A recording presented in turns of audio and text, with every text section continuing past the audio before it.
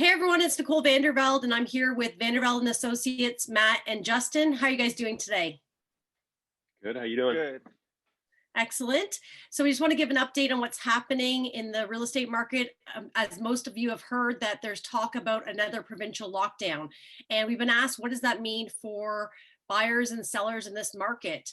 We're sitting in a very aggressive seller's market still, and most buyers can't imagine having to buy a home virtually. And this week I was asked, can we still see homes in person?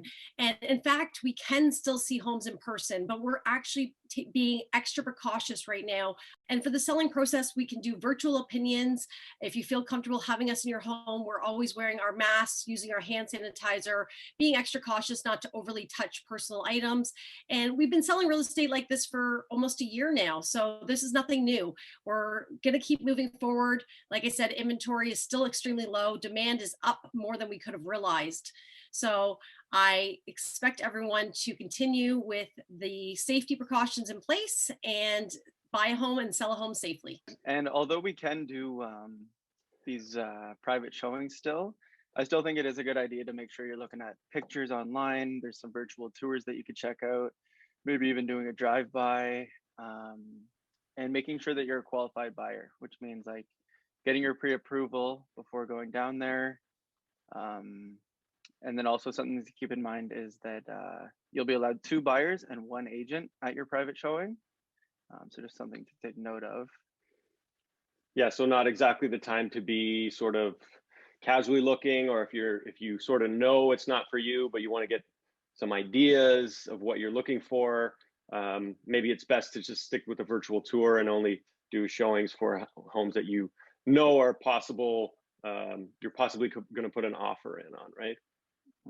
Yeah, it's a great point. So we have to be safe. And what we're actually finding right now is because of the low inventory levels, we've been looking back at the stats since 2017, because in 2017 was the one time in our board history where we did see a significant drop in pricing. The prices had increased from January to May by almost 100,000 in 2017. And regulations came into for financing how buyers are qualified. And it took over 2 years before we seen the same price point as we did in 2017. So, we keep waiting for this market to shift. But what we've seen is the average price is now over 800,000 in Hamilton. And the inventory levels rise significantly last month. However, so did the sales. So this is the lowest sales, highest sales, sorry, compared to listings, and we're sitting at half a month's inventory. So if no new homes came on the market in the next 2 weeks, we'd be virtually out of homes for sale. So I'm sure you guys are seeing that.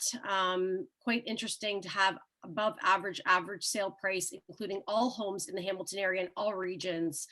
Yeah, quite interesting.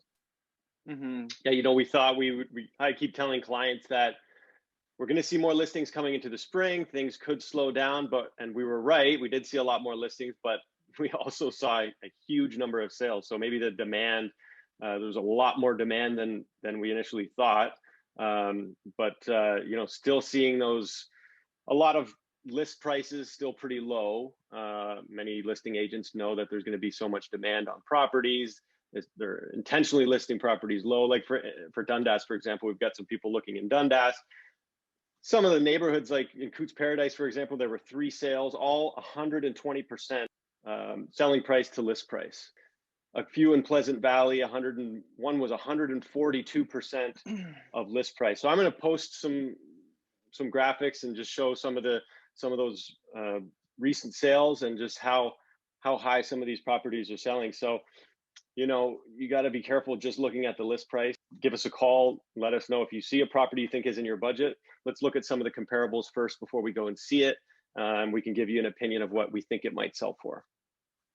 Yeah, it's a great point. We are giving the average sale prices and the days on market, but each neighborhood is different. So like Matt said, he's going to send out some information on his social media about how you can get a report for your specific neighborhood. If you're just even curious what's happening in terms of value for your location, we can narrow that down to a virtual consultation, even if you don't feel comfortable having us in your home.